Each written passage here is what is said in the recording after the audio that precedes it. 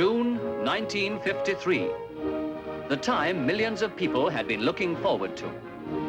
For a year, plans had been laid and preparations made, and now it was almost here. It was to be a great day for London and a great day for London transport. Millions were to come to London. Millions planned to see the Queen on her day. And for months, London Transport had been perfecting its plans to carry them. After midnight on Coronation Eve, buses would not be able to cross the central area and the Coronation route. Underground trains would not stop at many stations in the area. London Transport had prepared the map which described the day's special services and their new termini near the route and the colours of the buses that would serve them. Between 3 and 7 o'clock in the morning, 2 million people would have been taken to their places on the route, and then it would be closed. Closed except for one part and except for one group of citizens.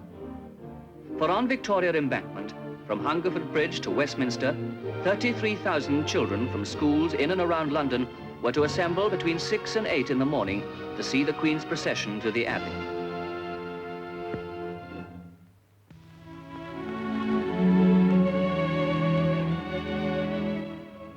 The day arrives, rather dark and cold at 5:30 in the morning. To other parts of the royal route, hundreds of thousands of expectant travellers have already been carried this morning, but here on this specially reserved section, there are only stewards and a few police. All around London, the special buses and trains are coming to collect the little groups of children gathered in market squares, by roadsides, or at railway stations. At Ealing Broadway, the first of 200 children are assembling on the platform.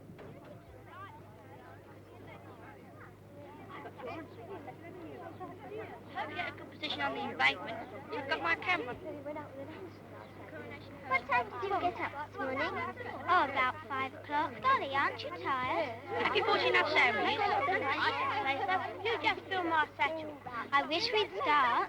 Oh, so do I. At Enfield, parties from 6 schools are going in by bus. Carefully arranged timings do not allow any waiting for latecomers, but everyone is here. 2 from each form is the general rule. A boy and a girl in a mixed school, all chosen strictly by ballot. And some of them not our very best behaved pupils, the teacher would say. But you wouldn't notice that this morning. 6 o'clock, and time to go. It's nearly 20 miles by road, and though the roads are clear out here, who knows what they'll be like in town. In all, 90 special buses and 70 special trains, some underground, some British Railways. Even the trains don't always take normal routes, and once you're aboard, you can't quite be sure what station you'll call at next to pick up another party.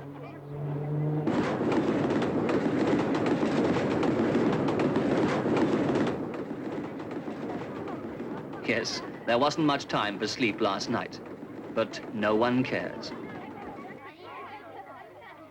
No periscopes, no folding seats, no umbrellas, but do bring some sandwiches and a Macintosh. Those were the instructions. And it does look now as if a Macintosh will be needed.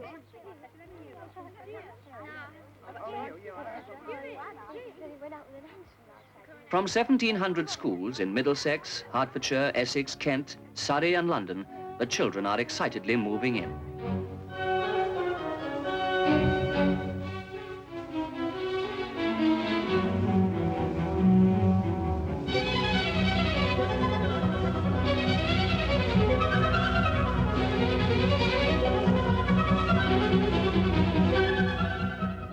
For the transport people, it has been a question of fitting in all these special trains and buses with the other complex schedules of this special day. And the children have to be brought back as well as taken.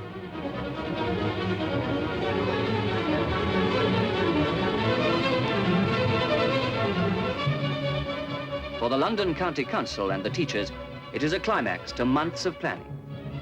For all of them, it is too late now to say, I wonder if, for now, it is happening. Straight through stations where they normally stop, the way of the trains is cleared. Right through to the stations bordering the route, perhaps to the one closed to everyone except Abbey guests and schoolchildren. For today, schoolchildren are VIPs.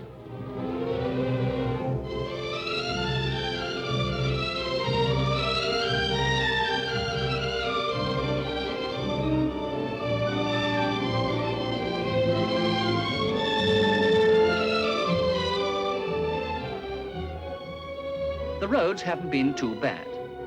At the temple, the first buses are just arriving on schedule. All buses to park for offloading in landside tram track on Victoria Embankment facing river.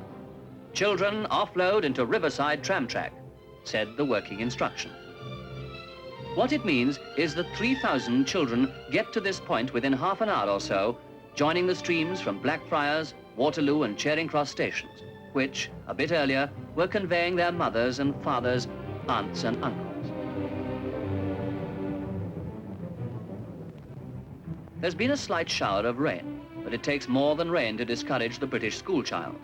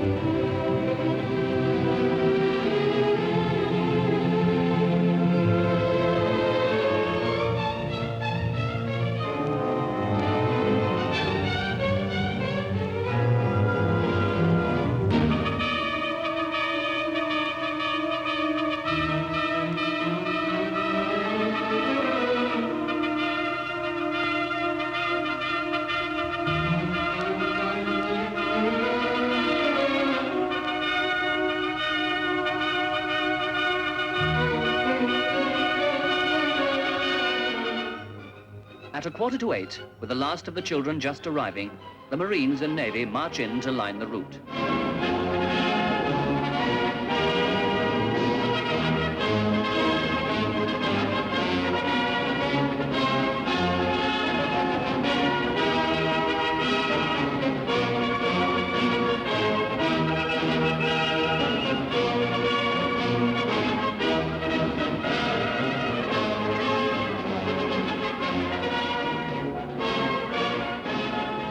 For the children, the rush is over and they can relax.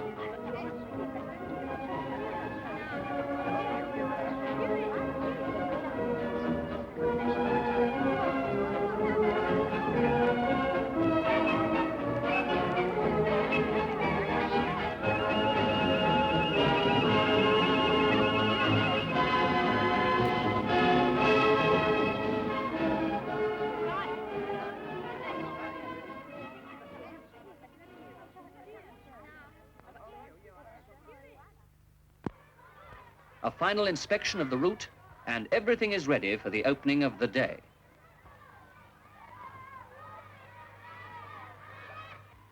The appearance of the Marshal of the City of London announces the entry of the Lord Mayor, who drives in his state coach to the Abbey.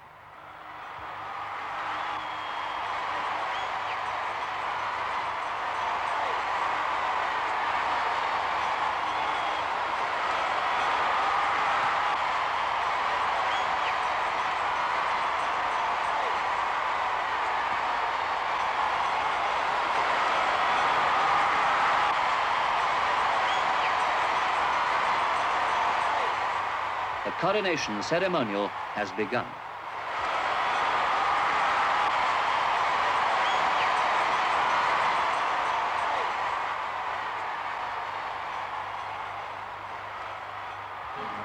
Any short pause is the excuse for more eating and drinking. Isn't this a day of celebration?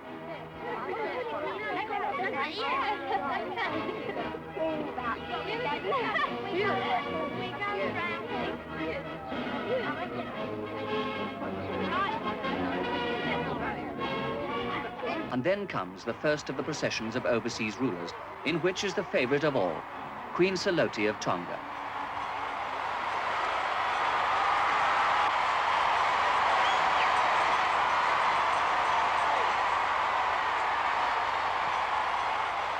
I like the Queen of Tonga. So do I. Aren't the horses lovely?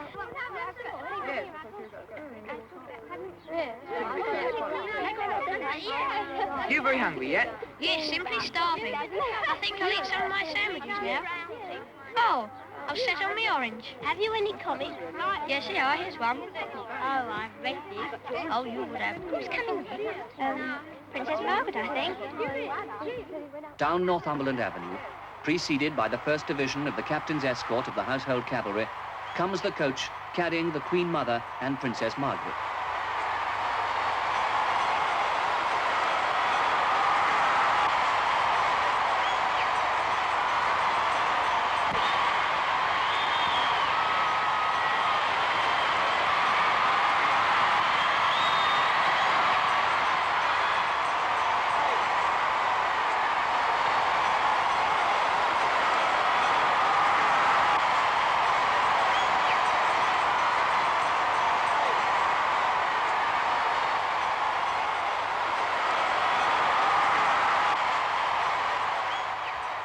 The weather is still being kind.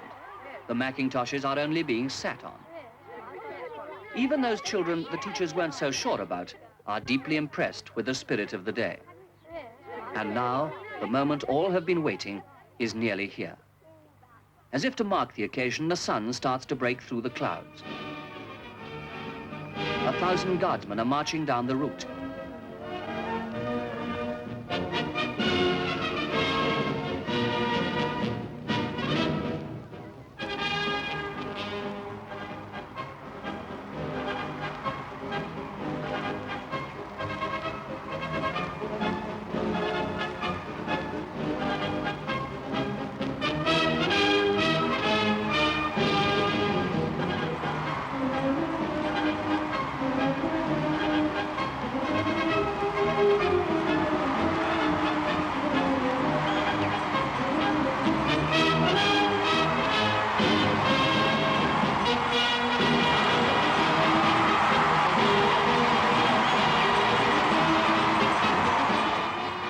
A 1,000 guardsmen, the commanders of the armed forces, the sovereign's escort, and finally, the Queen herself.